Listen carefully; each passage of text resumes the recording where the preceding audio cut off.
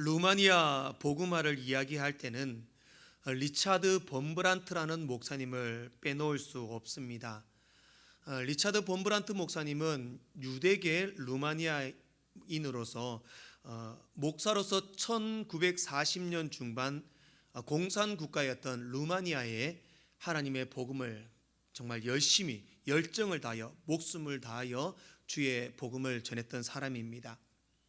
당시 나치의 압제에 있었고 공산화되어 있었던 루마니아에 복음을 증거하다가 루마니아 비밀 경찰에 잡히게 됩니다. 그리고 끔찍한 지하 감옥에서 엄청난 고문을 당하며 약 20년의 세월 동안 감옥살이를 하게 됩니다.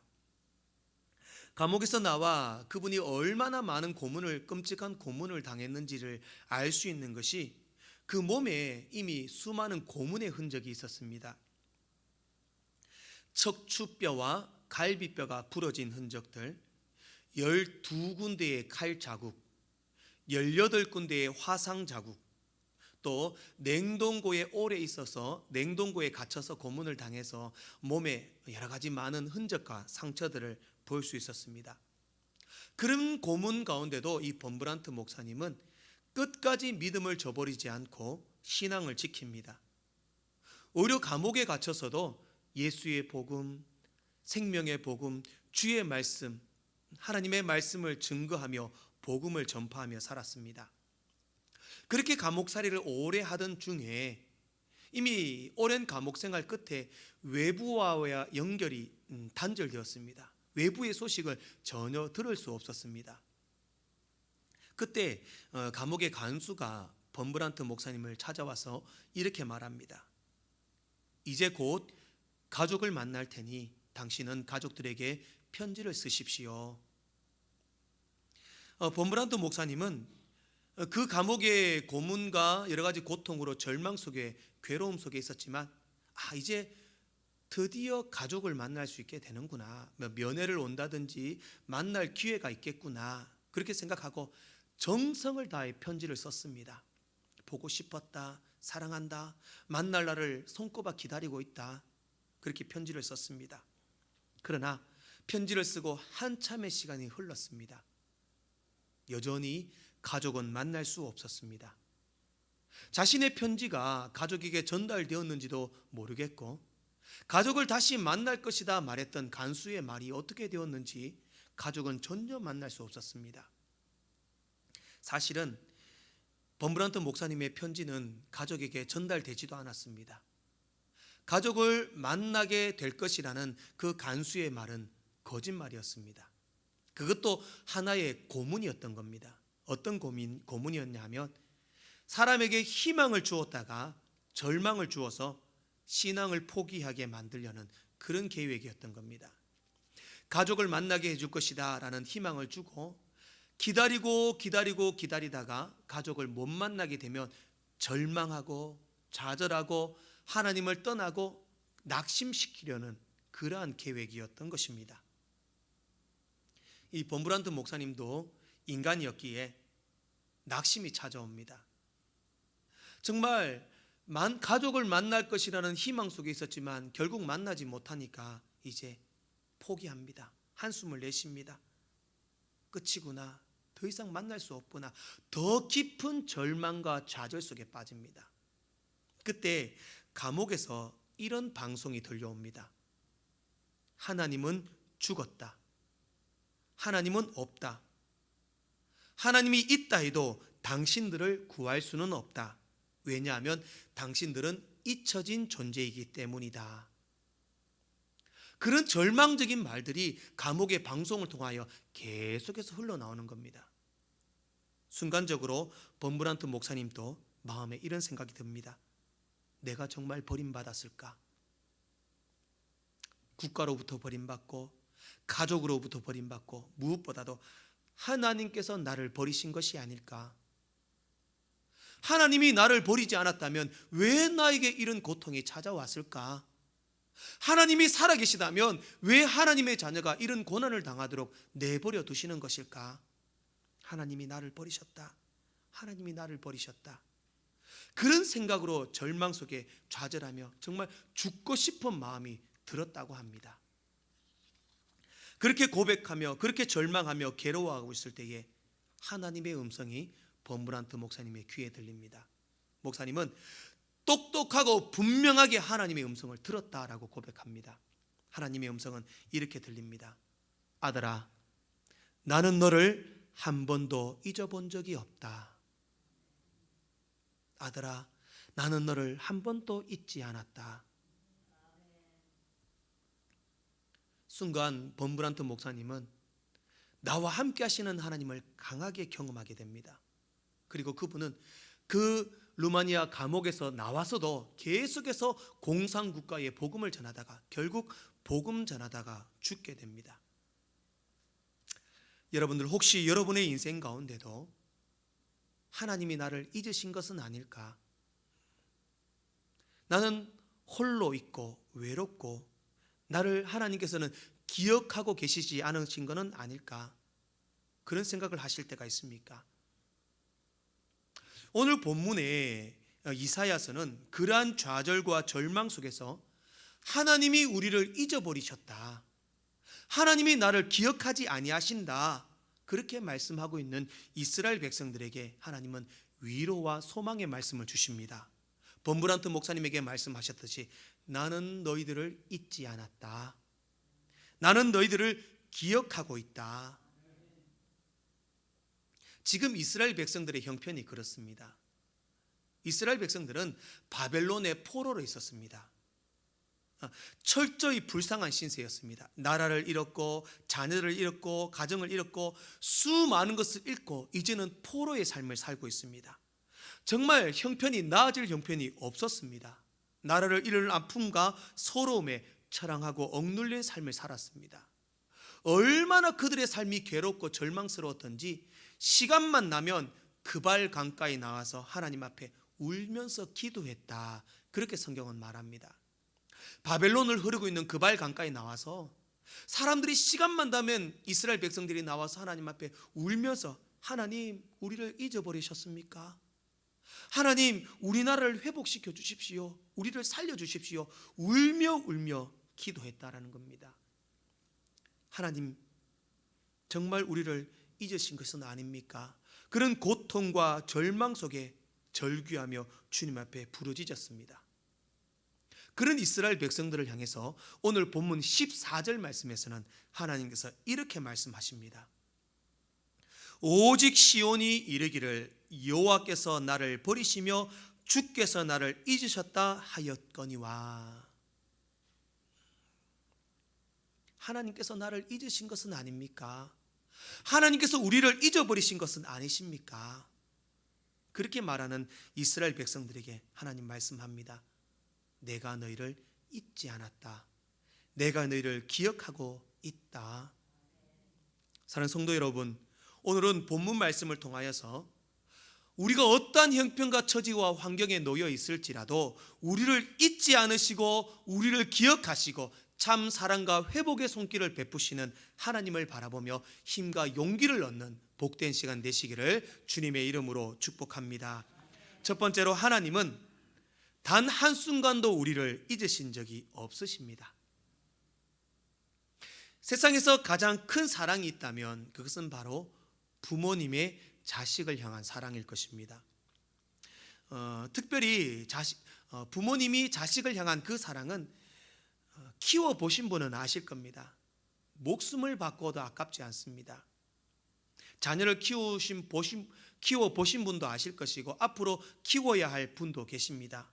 분명한 것은 부모님은 절대로 자식을 잊지 않습니다. 자식이 잘났든 못났든 어떤 모습이로 있든지 부모의 눈에는 그 자식이 아름다울 수밖에 없습니다. 이미 나이가 70이 되시고 80이 되신 노인, 연로하신 부모님도 장성이 되어 성장한 그 자녀들을 볼 때 항상 부모님의 마음은 자녀 걱정입니다. 차 조심해라, 운전 조심해라, 밥은 먹고 다니냐, 건강관리 잘해라, 항상 자녀 걱정입니다. 여기 계신 성도님들도 주의 전에 앉으면 기도하는 기도의 첫 번째 기도의 제목이 자녀를 위한 기도의 제목일 줄 믿습니다. 젊으신 우리 젊은 성도님들은 어린 아이를 키워봐서 아실 겁니다. 아이가 젖먹이든지 유치원에 가든지 초등학교에 다니든지 그 아이를 생각할 때마다 볼 때마다 걱정합니다. 내 눈에 없어도 항상 걱정은 자녀 걱정입니다. 차 조심해라, 학교 잘 다녀와라. 행여나 아이를 어디 맡기고 일을 볼 때는 온통 관심은 맡겨둔 아이에게 관심이 있습니다. 무슨 일을 해도 손에 잡히지 않습니다. 아이가 걱정이 됩니다. 그것은 바로 부모의 자식을 향한 사랑이기 때문입니다. 오늘 하나님께서는 그렇게 어머니가 부모가 자식을 잊지 않고 기억하는 것처럼 나도 너희를 그렇게 기억하고 사랑하고 있단다. 어머니의 그 자녀를 향한 관심처럼 나도 너희들에게 관심을 갖고 있단다. 그렇게 말씀합니다. 오늘 15절 말씀을 우리 같이 한 목소리로 함께 읽어보겠습니다. 본문 15절 말씀입니다. 함께 읽겠습니다. 시작.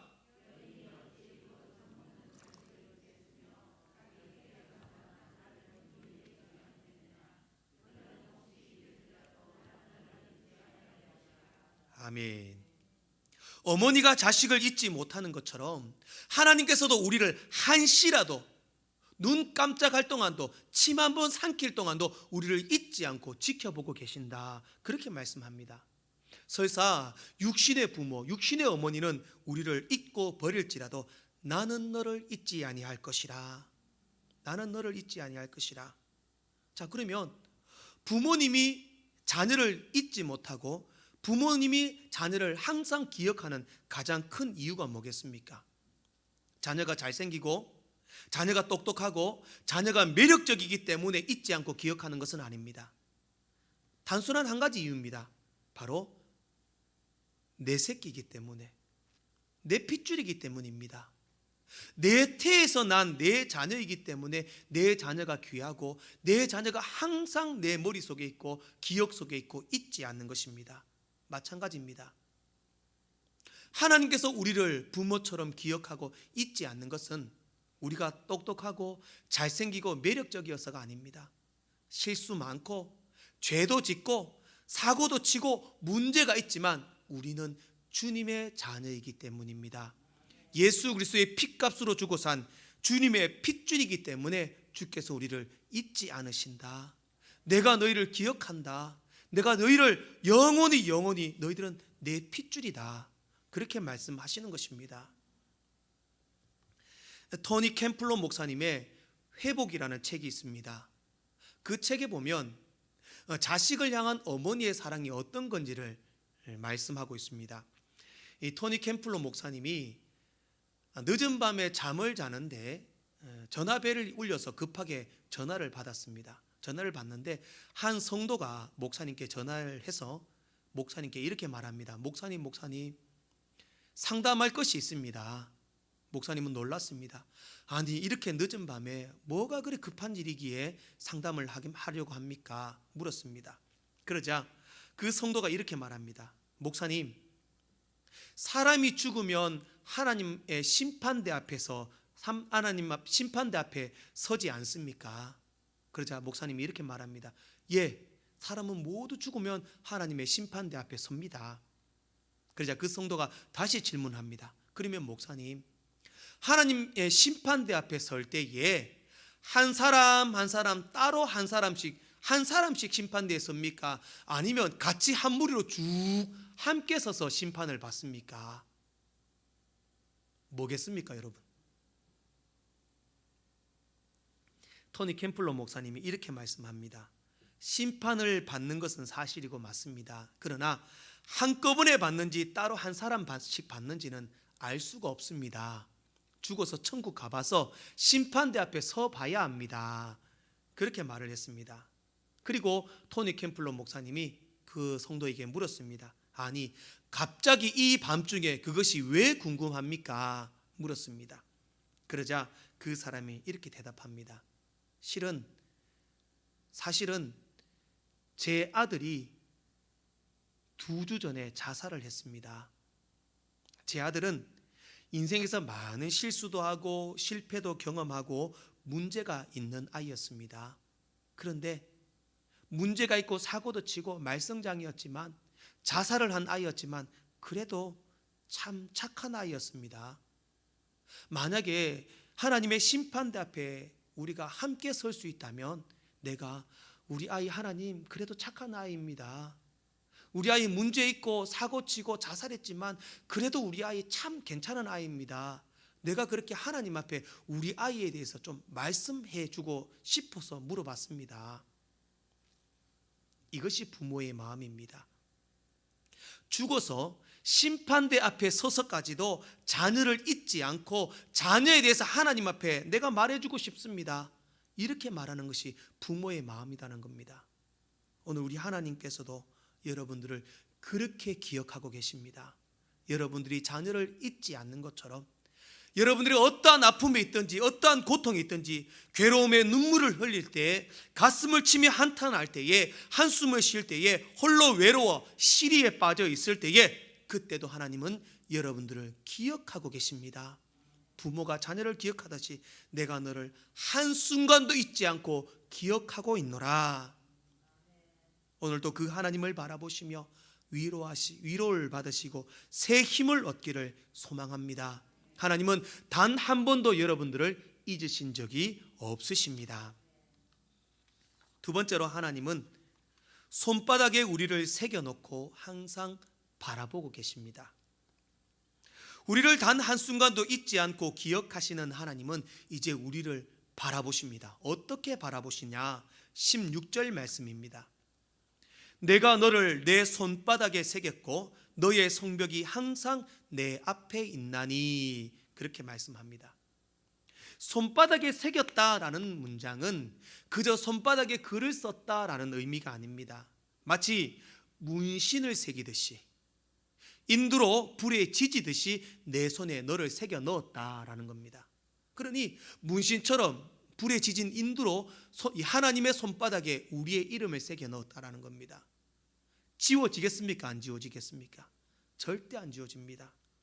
죽도록 안 지워지고 영원히 안 지워지게 내 손바닥에 너를 새겨놓고 내가 보겠다. 여러분 혹시 중요한 일이 있고 잊지 말아야 할 것이 있다면 어디에 써놓습니까? 요즘에는 핸드폰에 메모장에 써놓고 컴퓨터에 기록해 놓지만, 옛날에는 꼭 잊지 않아야 될 게 있다면 손바닥에 꼭 써놓습니다. 그러다가 잊고 있다가도 손바닥을 보면 맞다, 내가 이렇게 했었지, 기억하는 거죠. 하나님께서도 그렇게 우리를 손바닥에 새겨놓는다고 말씀합니다. 새겨놓고 내가 잊지 않고 언제든 손바닥을 펴서 너를 보겠다, 너를 보겠다. 사랑하는 성도 여러분, 우리는 그만큼 존귀한 존재들입니다. 옆 사람에게 한번 축복하며 인사합시다. 하나님의 손바닥에는 집사님의 이름이 새겨져 있습니다. 한 번 더, 정말 대단한 분이셨군요. 그렇습니다. 우리의 존재는 하나님의 손바닥에 지워지지 않도록 새겨진 값어치 있고 그야말로 존귀한 존재들입니다. 그 한 가지 사실로만 우리는 어마어마한 가치와 존재를 가진 행복한 사람들인 줄 믿습니다. 또 계속해서 보면 너의 성벽이 내 앞에 있다라고 말씀합니다. 너의 성벽이 내 앞에 있다. BC 6세기경에 이스라엘은 바벨론의 포로로 있었습니다. 바벨론의 포로로 있을 때에 이스라엘의 성벽과 성전은 완전히 무너져 버렸습니다. 이스라엘 백성은 포로로 있으면서 항상 생각하는 것이, 그들의 관심이 뭐였냐? 무너진 성벽, 무너진 성벽, 무너진 성벽. 그 성벽을 다시 회복해야 된다. 그 성전을 다시 재건해야 된다. 다시 일으켜야 된다. 항상 그렇게 생각하고 그렇게 기도하고 그렇게 마음으로 그발 강가에서 주님 앞에 부르짖었던 것입니다. 하나님 이렇게 말씀합니다. 얘들아, 나 너희들 잊지 않았어. 그리고 너희들을 내 손바닥에 새기고 나 항상 기억하고 바라보고 있어. 그리고 너희의 성벽이 내 눈앞에 있어. 뭡니까? 너희들이 문제를 삼았던 그 성벽의 문제, 너희들이 기도하고 있는 그 문제, 너희들의 어려움의 문제, 너희들의 모든 관심과 사랑이 내 눈앞에 있다. 내가 보고 있다. 내가 보고 있다. 무너진 너희들의 성벽을 보고 있다. 무너진 성적을 보고 있다. 너희의 문제가 내 눈앞에 있다. 너희의 어려움이 내 눈앞에 있다. 너희의 소망이 내 눈앞에 있다. 너희의 아픔이 내 눈앞에 있다. 너희의 상처와 약점과 고통과 괴로움이 모두 다 내 눈앞에 있다. 하나님이 보고 계신다는 겁니다. 하나님이 내 손바닥에 이름을 새겨서 나를 보고 계시고 나의 문제와 걱정과 염려와 나의 삶의 모든 것을 하나님이 보고 계신다라는 것입니다. 손바닥에 새기셔서 항상 잊지 않고 우리를 보고 계신 하나님, 그 하나님이 우리의 참 하나님이십니다. 인디언들의 성인식을 보면 굉장히 특별한 것이 있습니다. 인디언들이 만 17세가 되면 이제 성인이 되는 과정에 성인식을 하게 됩니다. 그러면 아버지가 그 성인이 될 아이의 눈을 가립니다. 눈을 가리고 깊은 산 속으로 데리고 갑니다. 그리고 그 산 속에 홀로 남겨두고 아버지는 집으로 돌아와 버립니다. 아이는 내가 홀로라는 것을 깨닫는 순간 가렸던 눈을 이제 풉니다. 푸는 순간 밤은 깜깜하여졌고 온통 야생이고 숲속에 혼자만 홀로 남아있게 됩니다. 성인이 되려면 그곳에서 하루를 보내야 됩니다. 하룻밤을 보내야 됩니다.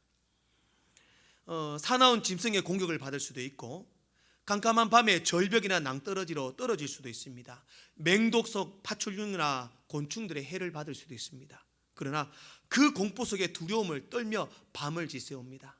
밤을 지새웁니다. 무섭지만 이겨냅니다. 성인이 되기 위하여 밤을 지새웁니다. 어느덧 시간이 지나고 새벽이 밝아옵니다.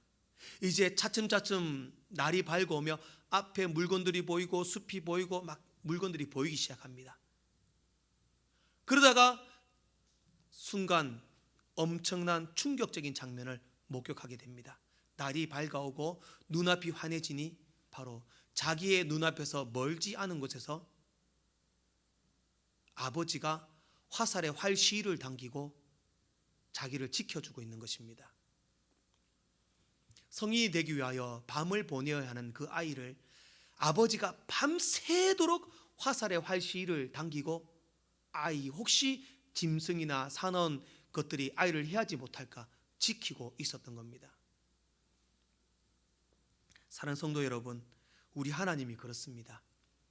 우리를 손바닥에 지울 수 없도록 새기셔서 항상 우리를 지켜보고 계십니다.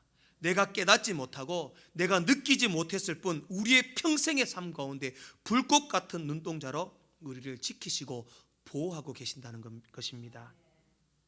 내 너를 떠나지도 않으리라. 내 너를 버리지도 않으리라. 약속하셨던 주님, 그 약속을 지키사